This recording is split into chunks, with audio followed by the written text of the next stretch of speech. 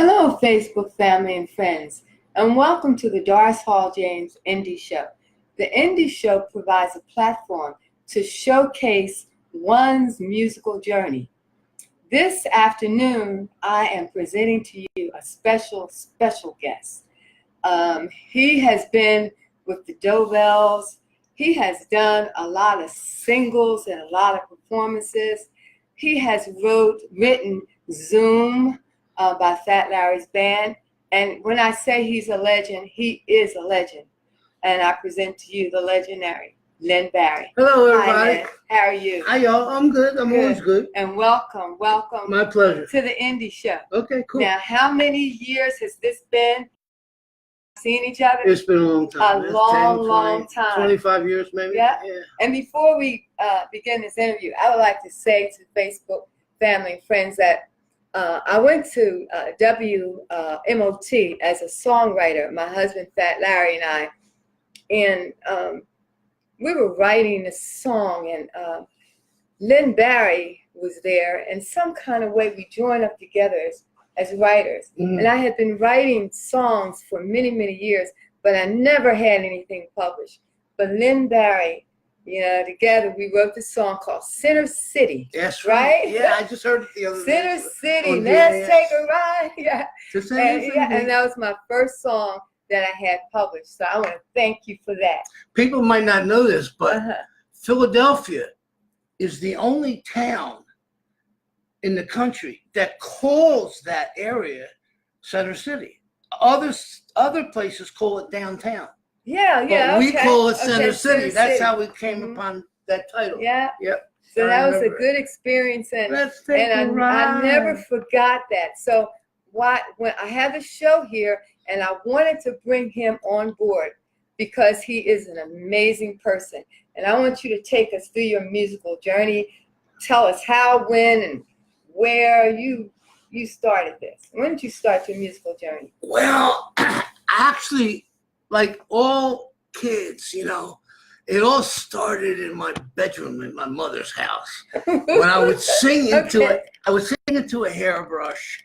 That was my microphone. Yeah. And I would do all the Motown stuff with Smokey and Marvin and everybody. Yeah. And my mother would bang on the door and she would say, "Keep it down, keep it down. Why are you doing all that race music? Why are you doing all that race music?"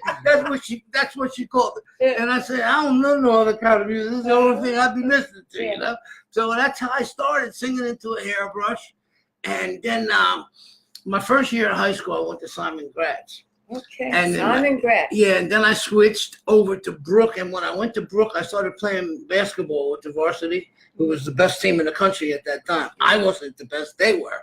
Okay. But we had a group on the team with me and Wally Jones and Walt Hazard and all the guys.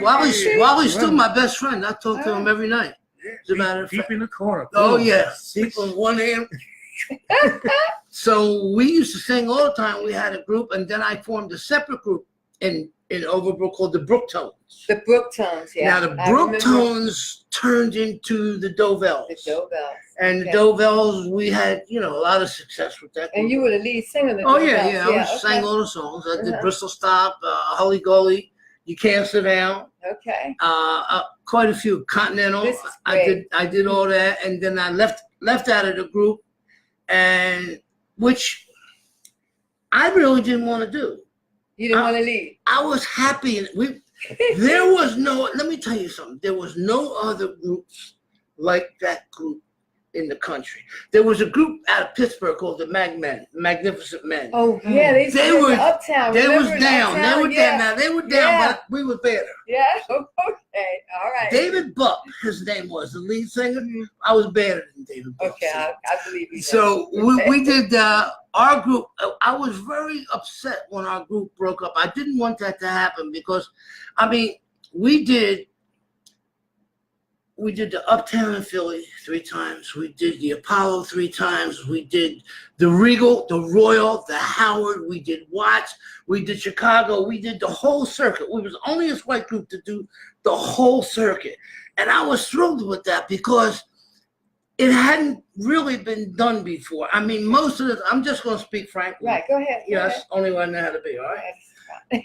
Mostly when the white groups did the black circuit, they were greeted politely and tolerated, but our group was thunderous. Yeah. I mean, we was bad. I'll tell you how bad we was, right? We did James Brown's baseball routine. Okay. On the James Brown show. That's how nasty we was. And the group, I was thrilled being in the group. But then again, there's always problems and negative chemistry, and it happened. So I left. Reluctantly, I left out the group, and I went on my own. I had 1, 2, 3 in somewhere, and I was very gracefully accepted by everybody. And but you have to realize, in the industry, everybody in the record industry, which is where I'm from. I'm not from show business. I'm from the record industry. Okay. Everyone in the industry knew who I was, that I was Lenny from the lead singer of Dovell. But the public did not know that. No. So when I left them the name that I had built, that I had created, the hits that I had. I left everything with the group, and I left unknown by my own self, which was a little bit scary when it should have been very scary. But I was young, cocky, arrogant, gifted. So I wasn't too afraid. I went out and did what I did, and I had a great career, and I had an unbelievable career overseas. And like everything else, time changes things. But I always had success as a writer. I wrote, all during my singing career, I wrote for other people. I wrote for Aretha and people like that. Isn't who that just passed. great? We just Isn't lost that her. Great? And so I kind of started singing to a hairbrush in my mother's house, and I stopped singing never. I'm still singing. Still singing. I just finished some stuff that I just did, which everybody will tell you. But my stuff is, at least to me, it's not old-timey, because I'm not old-timey. I don't think that way. So it transfers to my creativity. So my creativity is never old-timey. It's not always great, but it's never old-timey. You know what I mean? It's always current and ahead of current, unfortunately. Well, how long did when you were we met at WMOT. Yeah. So how long did you stay with WMOT? Not long. They could be pretty intolerable. I mean, first of all, they wouldn't pay anybody. It's the real scoop, y'all. Yeah, I mean, they didn't pay nobody. So I got all my money from the publishers of, from BMI and ASCAP and overseas. The overseas publishers paid me. But as far as getting money out of MOT, it was almost impossible. And then the guys had a little bit of a problem with legitimacy and getting busted and all that stuff. So I didn't want nothing to do with that either, So I left out of MOT, But MOT just fell apart. Really. But they fell apart, but they moved from Vine Street to Spruce Street. Is that when they fell apart? Yeah, well, they got the guy that took over ownership. He went to jail. Mark somebody, Stevens or something like that. He went to jail for like 30 years. They had a lot of problems over there. Some of them got away with it, and some of them didn't. But I had to get out of that because I didn't know. Well, when you were with WMOT, you wrote for. Let's talk about Sweet Thunder. And I love Sweet Thunder. You wrote, but baby, I need your love. Yeah, and I wrote Love Town also for Booker, and I wrote all Damon's album. Okay. The Damon Harris album. You wrote that. Give a Broken Heart a Break. All that stuff. I wrote that stuff for him too, and I just kept on. And then you wrote Fat Larry Zoom. Yeah, It was. I love that group. It was like it was the most fun and had the most personality of more than any of the groups I worked with, and I also had Philly Cream. That's right. Yeah, Philly Cream. And we did Ain't No More Motown Review. You remember that? No. Ain't No More Motown Review. I think I do. And the Beatles have broken. Oh, yes, I do. Yes, I did. Yes, I so we did Motown Review. We did that with Brandy Wells who was Peaches to us, you know. Yeah. And I wrote Sunrise for Peaches too. That's my Okay, song. and this is a song. This is a song that Slick did. This is a song that they always talk about, Sunrise. They still play it every Sunday. They play it all day on WDAS. And then we have a radio show, Philly Live. Philly Live Radio is our internet radio station, Yeah. and every morning from Monday through Friday, Yeah. Sunrise is the first. They song still played. play it all It's around a the country. beautiful- WRL still a plays it. beautiful And, song. it was a really gratifying thing for me to have it accepted like that by the community, you know.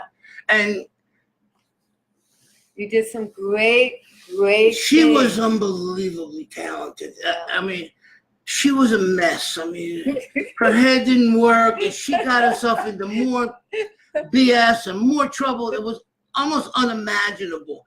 But when she opened her mouth and she sang, I mean, I have a lot of friends, not a lot of friends. I'm not that easy to be friends with, to tell you, because I will tell you about yourself, and I will tell you about myself. I will tell me about myself. So I don't feel bad about telling you about yourself. But you don't get a lot of friends like that. But anytime I ever sit down with my people and we talk about great artists and great singers, everybody agrees that she was the best of the best. She was absolutely the best of the best, and she just couldn't get it together. I mean, her head was all over. But I think that's some of the dues you pay for being that good. Yeah, and we all tried.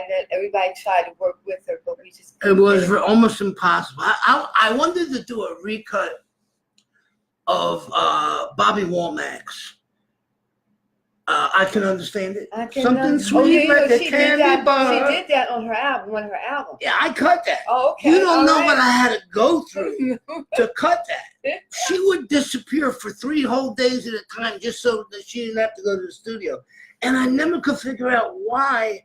Well, Terry was in her ear. Yeah, Terry. Oh, man. He's a priest now or something? Yes, that's what they say. That's really a joke. That's the devil. That's the devil trying to be an angel. Anyway, so he was in her ear. It just was almost impossible to get her to do that. So she finally did it, but it was like half-hearted, you know. Yeah. Peaches, if she didn't want to do something, boy, if she did it halfway, he was in trouble. But I loved her because I knew she was nuts. And I loved her anyway because it really wasn't her fault. You know, she came from the hood and Chester and everything, and she, being from that environment, and she wasn't faking it. She was for real. She really found it hard to trust. She couldn't really. She was a good person, though. She was a good person. She was a good person, but she had issues. Yeah, and like a lot of us have issues when we're young and adults too.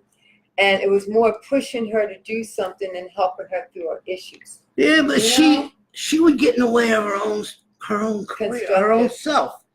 You know, she would make it impossible to work with her, not because you disliked her, because no matter what you did, you kind of understood where it was coming from, you know. So, but it became non-productive because she was such a mess, you know. But when she passed, I was sick. I was sick because she had never made it. You know, and I thought that she deserved that final feeling of satisfaction of having made it. Now, I'll tell you what's analogous to that is one of my very, very best friends in the whole world was Bunny Sigler. Bunny, y'all. How about Bunny? We just buried Bunny, not Yeah. long ago. And I always felt the same way about Bunny, that to me, he was the greatest male act to come out of Philadelphia. And I'm putting a parenthesis around this, that never really made it. And I always thought it was such a shame that he never really made it. But if you knew Bunny, you knew that he knew he was the baddest thing out there. So he really did make it. I mean, Bunny knew about Bunny, you know, and Bunny could kind of deal with the fact that, hey, look, if they didn't want to give me my high five, I know it's me. I know I'm the baddest thing out there. But Peaches wasn't like that. She wasn't as aware of that, so she really never got the she never got the high five But it was when Bunny passed, I just couldn't believe it. Well, you traveled the I wrote United Bunny's Kingdom. first Well, chart. Girl, don't make me wait oh, did too you write that? long, 'cause We without gotta you look I up all can't these go songs home. Facebook Yeah, that I wrote that for that Bunny he too. has written, because he has written a lot of songs, and we've got to know, because I know that you're still doing things. I know that you traveled in the United Kingdom with the Motown Review. Did you Yeah, do I did. that? Could you tell me a little bit about that? I had a great deal more success overseas. I'm grateful for my success in America, but I had much more success overseas. I was living in London and they don't call it an apartment, they call it a flat. I was in my flat and my phone rang and it was Berry Gordy. Okay. So Berry Gordy said, "Hey, Len, now let me tell you about me and Berry Gordy. We were not tight." Okay. Because when I left Decca Records in Madeira and White, who were really, I want to give them a high five. They meant so much to my career as a single act. They really did. But I left out of there and I went to, RCA Victor for a while. And that was like a death sentence. So I left out of RCA and I went to, real deal here. My best friends in the industry were Marvin and Smokey, and everybody had a Motown. So I went up to Motown and everybody was all excited about me going with Motown, because they had Tina and Tina Marie, and they were looking for a white male act, to kind of break down that barrier, So I went up there, and Smokey brought me into Barry's office and everything. So we decided, he said, we'll give you $25,000 to sign. I said, all right, that's cool. I mean, it's not overwhelming, but it's okay. So he said, and then he said, then they gave me this contract. And I was with Jimmy Wisner, the famous arranger he just passed too at the time. So he was like my advisor.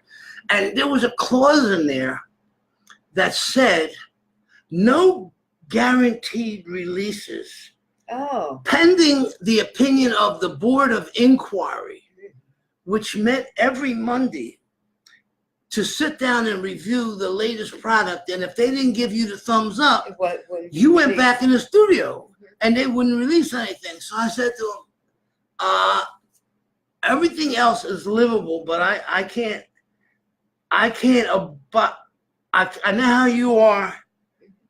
I'm just going to say what I got to say, right? I know how you are, and how Smokey is, and Marvin, and my girlfriend at the time was Gladys Horton, the lead singer of the Marvelettes. Yeah. So I know how y'all are, but I don't know about them people in that room and how they're going to feel about this white boy bringing in product that they have to say they love in order to get released. So if you just take out that clause, everything else is livable. I'll work. They didn't want me to work with Smokey. They want me to work with Holland Dozier and Holland. I said, that's fine. Everything else is fine. But you got to guarantee me that my stuff is not going to be up to the opinion of the quality control. That's what it was called, quality control. So he said, I can't do that. I can't tell my people that everything we've built as a procedure is going to be rendered useless when it comes to you. So I said, well then, I can't do that, Barry. Everybody's not you. Everybody's not Smokey. Everybody's not Gladys. I can't do that. So it didn't end well at Motown, which I was more disappointed than anybody else involved. Believe me, I wanted to be on that label. So anyway, a couple of years later, I was living in London, and the phone rang. And it was Barry. Barry said, hey, Len. I said, hey, man, what's up? He said, I need a favor. I said, I don't have a whole lot of favors for you, but what is it that you need? So he said, I want to send, hey, Matt, all right, I want to send the Motown Review over here. But he said, but you're so hot in Europe that I would like you to be on the show as a special added attraction. Okay. So I said, well, here's the thing. You got to pay me special added attraction money. You understand? I love this. So I love it. We hashed back and forth and all that. He said, I'm going to have to get back to you. So he got back to me and we got most of what I asked for. Okay. So the first time that the Motown time, it was that time it was so early in the phenomena that it was actually called the Tamla Motown Review. Because before Motown became the label, the big label was the yellow label was Tamla. Smokey and them was on Tamla. And so we went over there, and I was a special added attraction on the Tamla Motown Review. And we broke all records. I mean, we were supposed to be there like 8 weeks, and we wound at 11 weeks. We renewed the whole contract. We included Scotland and Ireland, and we went to Australia. We went to Brisbane. We went every place in Wellington, and it was a great moment in my life because, like I said, they were my best friends anyway, and I got paid a whole lot of money, and I enjoyed it immensely. Absolutely, it was one of the great moments of my life. That and then James Brown. The first show I ever did in my life, I was 17 years old, and Bristol Stomp had just gone to number one. Oh my God! Had just gone to number one in the world, and my manager at the time, he was like an offshoot of the record company, Cameo Parkway, who I was with. They made you have a manager out of their organization. The whole thing was like it was like Jewish hoodlums, you know. So the manager at the time was Nat Siegel, who was Jerry Blavat's manager. All right. So he brought me into the office. He said, "Boy," it was almost like a comic strip character. He said, "Boy, I got a gig for you, boy." So I said, "What's up, Nat?" I didn't even know what a gig was. Believe me when I tell you. No, I was 17. I hadn't graduated Overbrook yet. He said, "Well, as soon as you graduate this summer," he said, "I want you to go on tour." He's talking about the whole group, of course, but he always addressed me. I said, "Okay, well, what's the thing?" I said, "First of all, we don't have an act. You have to give us, we'll start rehearsing and try to put an act together and everything." He said, "Yeah." He said, Ben Bart called me. Ben Bart was the head of a big conglomerate that managed James Brown and Hank Ballard and the Midnighters. I said, "Yeah, well, what's the deal?" He said, "James Brown wants you to go on the James Brown tour." So now, shout out, yes. I knew the name. But don't forget, I'm 17 years old, and I'm a Motown fanatic, So I knew about James and everything. So I said, "Yeah, well, that's cool." I said, "So how come he want us?" He said, "Well, because he thinks that y'all's bad and everything." I said, "No, that's bullshit." He says, "Well, he thinks that he can get some white people to go to his shows." I said, "Thank you for the truth." So we went down there, and I had never been on an airplane in my whole. I had never done anything in my whole life, believe me. My girlfriend at the time, which is a real story in itself, her name was Mary Louise Brown. So, hey, hi, Joe. So we rehearsed and we went down, and I flew. Wasn't even a jet plane. It was a 4-engine prop plane, Eastern Airlines. I thought I was dying the whole way down. So we landed in Atlanta, and this was amazing.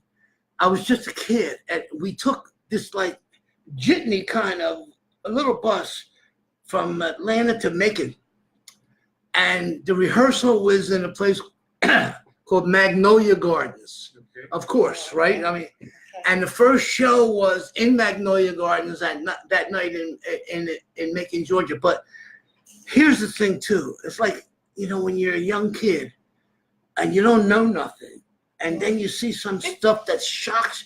So when we was riding from Atlanta to Macon, I was sitting up front with the brother that was driving, and all the mini hoodlums in my group were sleeping with their stinky ass legs in the air and everything. And I was sitting with the driver, and I looked out the window, and I saw something that I had never seen in my life, that I didn't know existed, that I had heard rumors about it. It was Tobacco Road. All out the window, almost the whole trip, were these shacks. Mm-hmm. And these shacks had half a roof, screenless windows with bugs and flies, and screen doors that were half open and half closed. And all the little kids playing out front with no shoes, in the mud, and I was dumbstruck. Just I wasn't crusading. I wasn't crusading her. I wasn't going to get out and say, "Here, do you need money?" Nothing like that. But I was just dumbstruck. I had never seen anything like that. Didn't know it existed. I mean, I had heard that it existed, but It was Lou Rawls that did that song, right? Tobacco Road. yeah, he did the original Tobacco Road.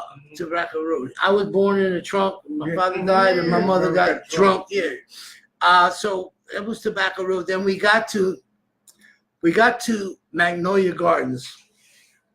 So we walk into Magnolia Gardens, and there was 5 of us at the time. Jimmy, our bass singer, he was a big James Brown. He knew everything James ever did. So we walk into Magnolia Gardens and carrying the music, and we got rehearsal, right?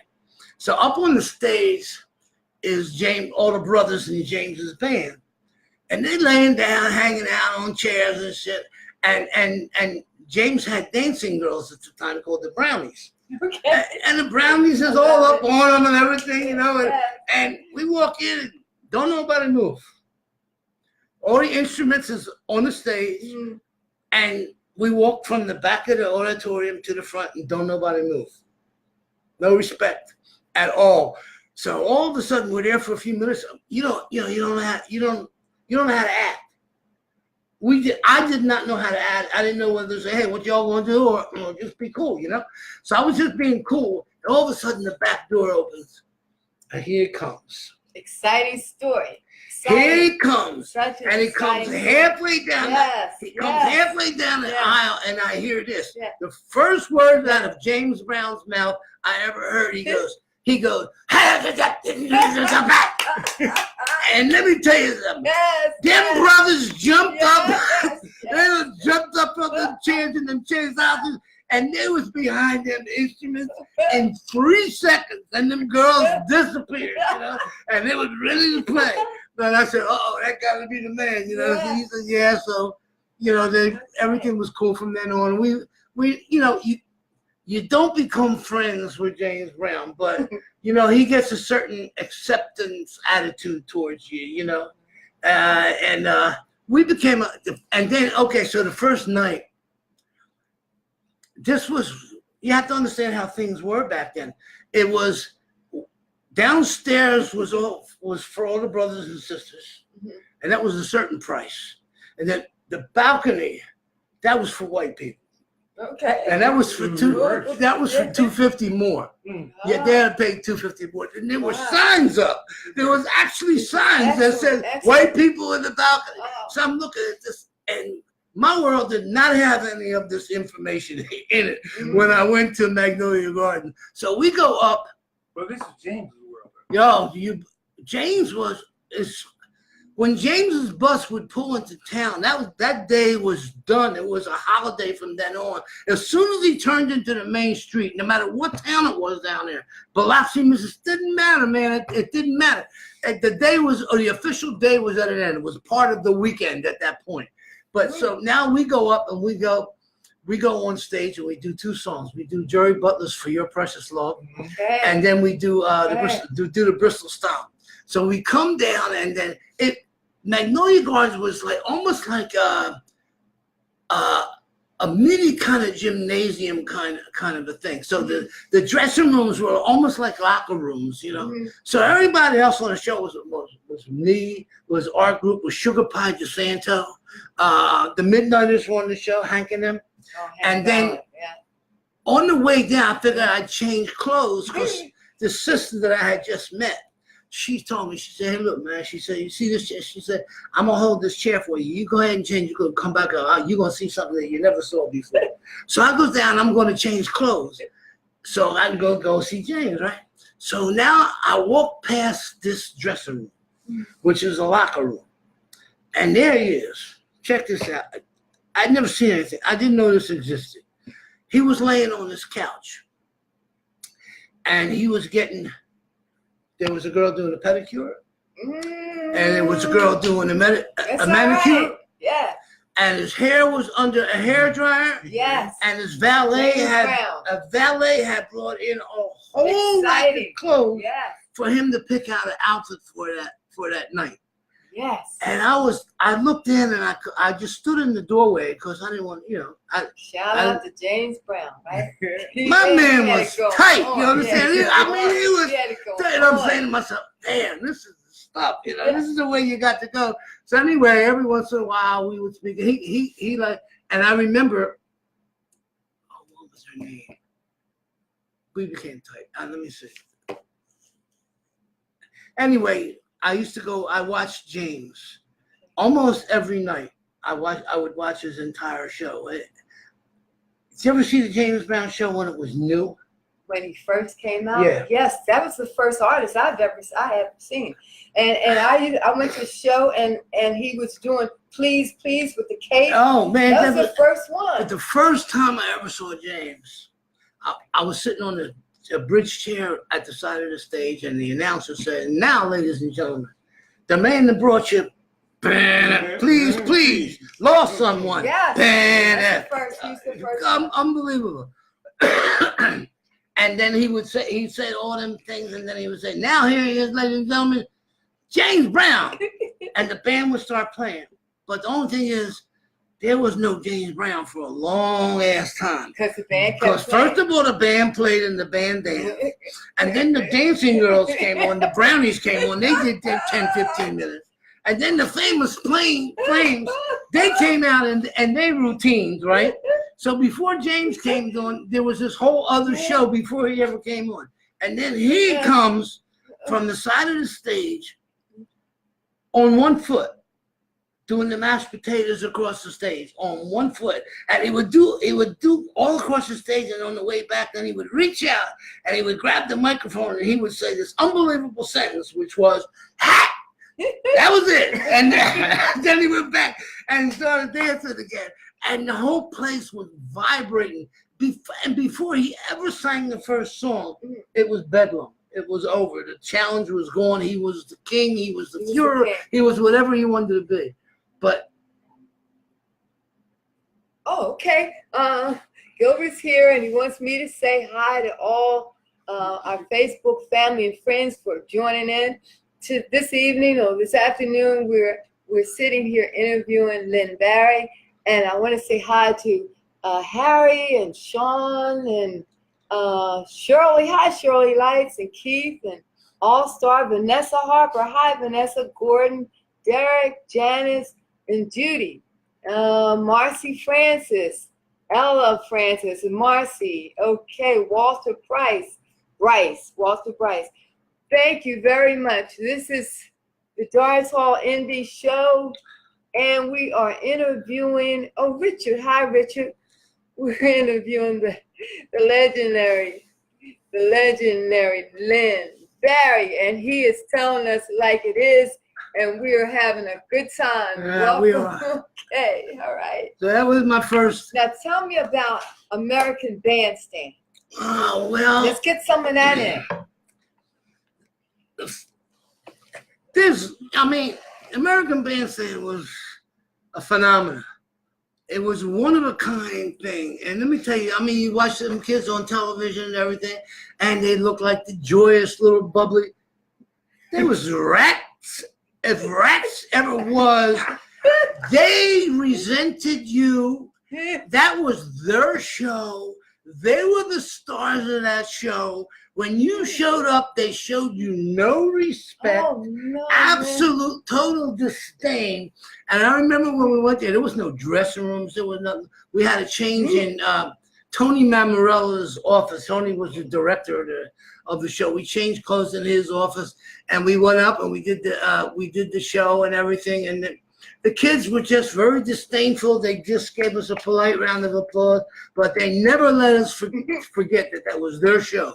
So, and I did the show quite a few times. I did it 3 times with the Novels, and I did it twice by myself. And I never got off on doing that show. And I don't know you got to respect the people that have passed. Right. The stardom, Dick Clark was a nice person.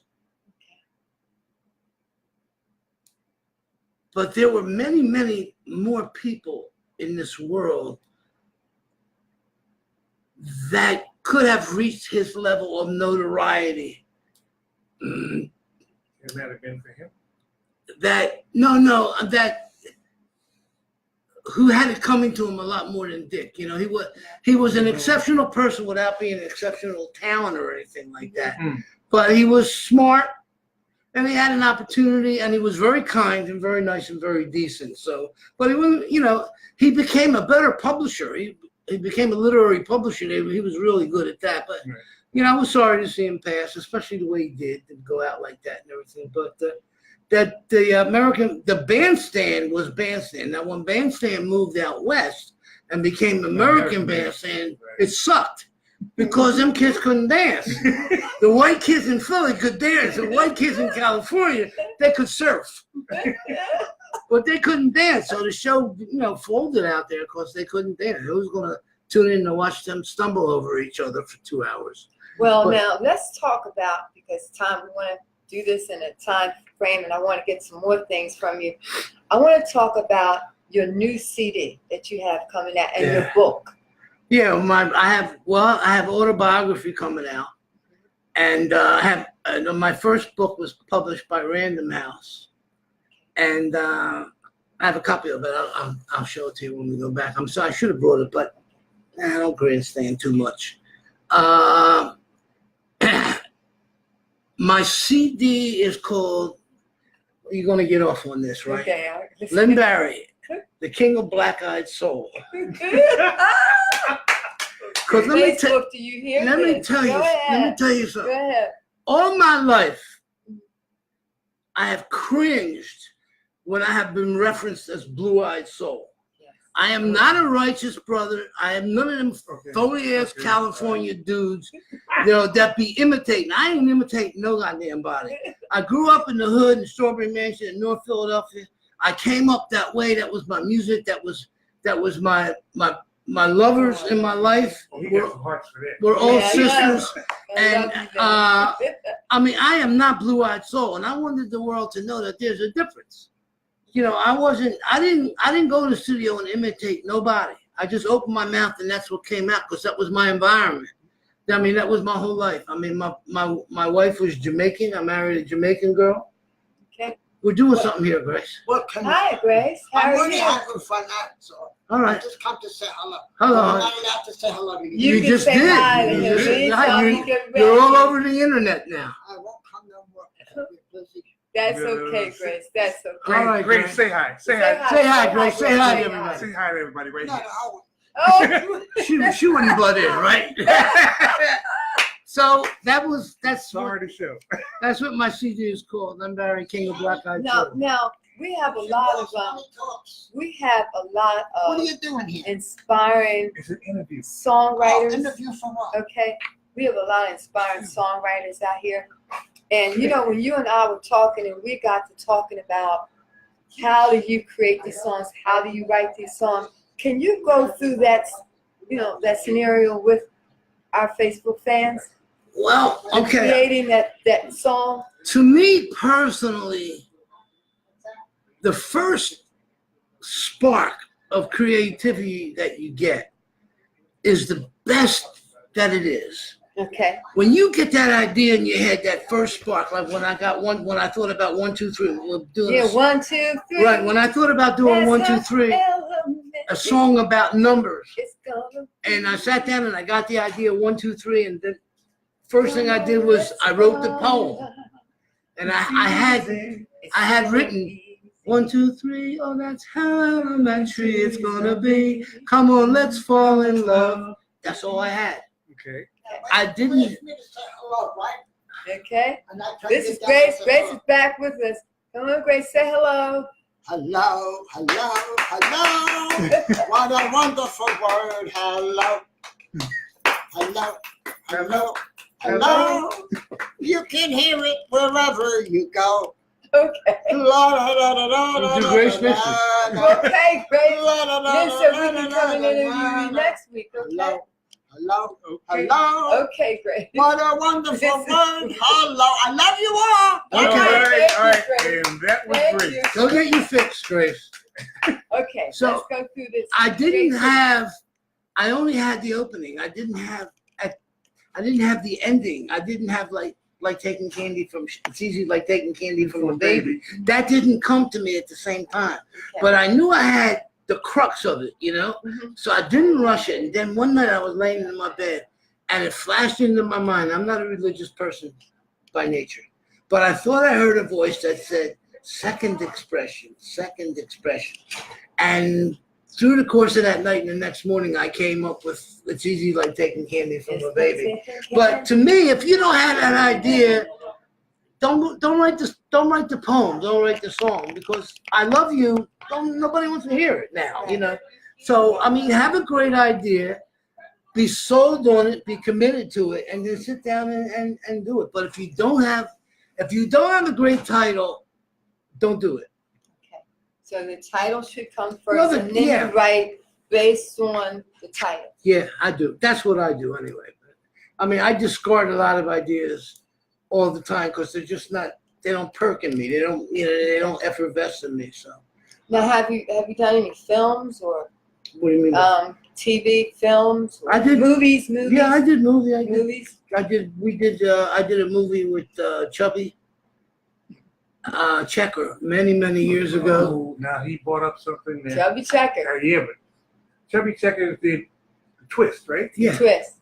And who did it before him? Hank Ballard. Hank Ballard. Hank Ballard. He wrote Now that. you mentioned Dick Clark. Yeah. Mhm. Was there something going on right there? Well, there was a whole lot going on with Dick Clark. Look here. Let me. All right, let me get into it. So I did a movie called "Don't Knock the Twist" with Chubby, and see Dick Clark. That was Hank Ballard. Hank Ballard. Yeah, Hank wrote that. Yeah. You know, finger popping time. And there's a thrill up on the hill. Let's go. I think there's a hot party over across town. Doo-be-doo. Around mine all around. Put on your pretty red dress and let's go see about this. Okay, so we did that. I did that movie with Chubby, and see now Dick. Well, the R&B world and the world of pop music, the only thing they have in common is the word music. Okay. But there is nothing similar between those two entities and how business is done. Now, if you're with Motown or you're with Atlantic Records and you're a promotion man, what you do is you go out to WDAS and you have an envelope in your inner pocket and you sit down with the DJs and everybody gets a little taste and they play your records. That's the way it's done in black radio. Okay. Now, pop radio don't work like that. See? So Dick Clark, the way he got his gratitude for playing people's records on Bandstand, well, he owned a piece of the company. That was his price. So he actually was a 1/3 owner in Cameo Parkway Records. That's why Bobby Rydell was a star. That's why Chubby Checker was a star. That's why Dee Dee Sharp was a star. The Orlons, oh, by the way, I have a story to tell you about the Orlons, and the Times, I was all in that one housing, and Dick owns 1/3 of that label. So when you put out a new record, the people at the record company called Dick Clark and they said, we want so-and-so to be on the show next week. He said, call back and say, all right, Thursday, 2 o'clock. So that's how everybody exploded out of that label. Isn't Now, that something? when I was a kid, I used to drink when I was young, 17, 18, at a bar on 52nd Street called the Aqua Lounge. And right up the street from the Aqua Lounge was Stevie. Stevie lived there, the kid, Stevie, the bass singer from the Orlons. Okay. So he would come down to get like 40 ounces and stuff to take back to rehearsals and stuff. I didn't know nothing about it. So he heard me talking at the bar one night, and the bartender's name was Candido. the conga drummer out of Olatunji's group. So we were talking one night, and Stevie heard me and said, "Hey man," he said, "you know, why don't you come listen to my group one night?" I said, "Oh yeah, I'd love to." I said, "Let me get a little buzz. I'll go with you."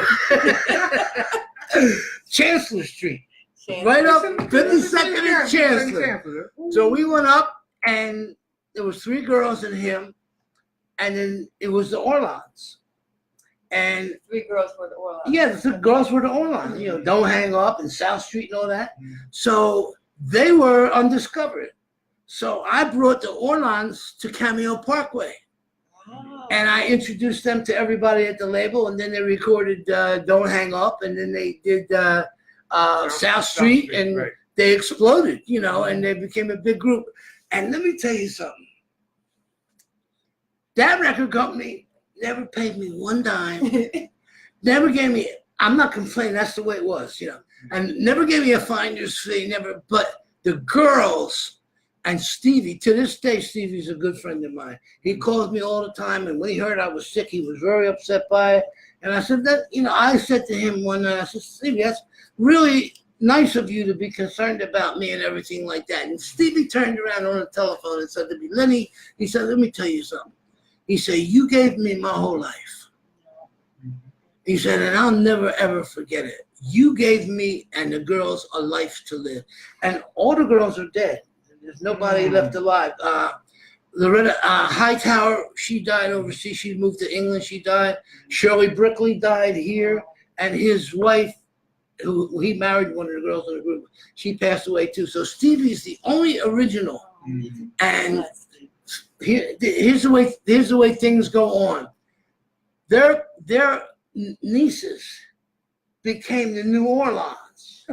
Okay. So when I did my CD, I called Stevie, and we was talking about some of the ideas and everything. And he loved it, you know, the King of Black Heights. So he absolutely loved it. So he said to me, "Look," he said, "let me tell you something. You need background voices.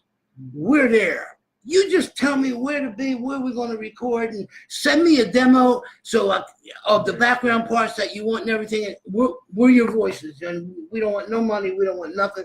We're just paying back a whole favor." So they did, and we're still tight. You know, I still and if that gratitude has lasted longer and means more than any money that the record company could have given me and everything. It's just about people, you know, and he just never forgot it, and I never forgot how I will carry how grateful he is for the rest of my life. You know, it's a great thing when people appreciate something like that. Well, man, we're gonna have to cut our interview short now. Okay. But I want to thank you. I want to give you a big hug. Okay, It's honey. been many years, many Love years. you. I now. love I want Larry. to thank you for giving me that opportunity. My to pleasure. appear.